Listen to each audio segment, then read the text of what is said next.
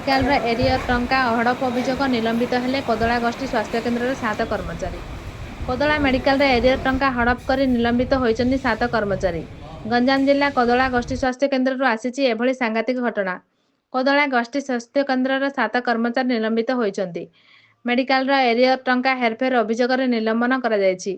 तदंत पर गंजाम जिला मुख्य चिकित्सा अधिकारी 7 कर्मचारी निलंबन करिछन्ति। एरियर टंका हेरफेर पर निलंबन होइथिबा सूचना मिलिछि।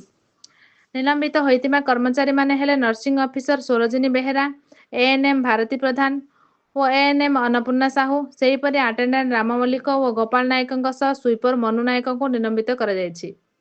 घटनार मास्टरमाइंड जूनियर क्लर्क जतिन भूया को निलंबन करा जायतिबा सूचना मिलिछि। कोदला गोष्ठी स्वास्थ्य केन्द्र मुख्य चिकित्सा अधिकारी अजाणत मिथ्या बिल करी बिना अनुमोदन में चंचकता करी प्राय 2 कोटी ऊर्ध्व टंका हरिलुट करिथिबा ऑडिट बेले जଣା पड़िथिला। मेडिकल इंचार्जर आदित्य प्रसाद साहू एने तनखाना करिबा परे घटना संपर्क जଣା पड़िथिला। पर जिला स्वास्थ्य अधिकारी को जणाइबा परे ए समस्त कर्मचारी विरोध में कार्यानुष्ठान ग्रहण करिसेंति। गंजाम जिला मुख्य चिकित्सा अधिकारी भवानी मिश्र मधुसूदन जेना कोदला विज्ञापित अंचल परिषद 8 नंबर काउंसिलर। देखंतु मु सुनिया पाइली जे एरियर टंका को जो हरिलुट करी एठारे कर्मचारी मानकर हाथ थिबा कथा आ सेही घटना रे आज 7 जन को निलंबित करा जायछि। ये निलंबित करबा एक स्वागत योग्य कथा, किंतु खाली निलंबित करदेला हबनी। जो लोकंगर टिकस पैसा प्राय 2 कोटी ऊर्ध्व टंका एठी जो हरिलुट हेछि से टंका केमती फेरी पाइबे, एई वर्तमान से टंका केमती हमर सरकारंगर अनुदान रे मिसिबो,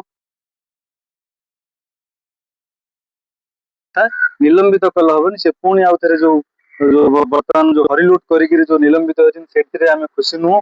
से पूरा संपूर्ण चाकरी जेमती बाद पड़िबे एई घटना को नेकरी समस्त सचेतन हेबे, जेमती आगामी दिन रे एमितिका हरिलुट करिया पे आ केही जेमती साहस करिवे। निश्चित भाव में एटा को आमे दाबी करूछु जे जेमती ए जो हरिलुट हेछि केमती हेछि कोन हेछि ता भीतर आउरी किछि अछि, केते टंका खाइचंती कोन करचन ताको निश्चित भाव विजिलेंस तदंत हो।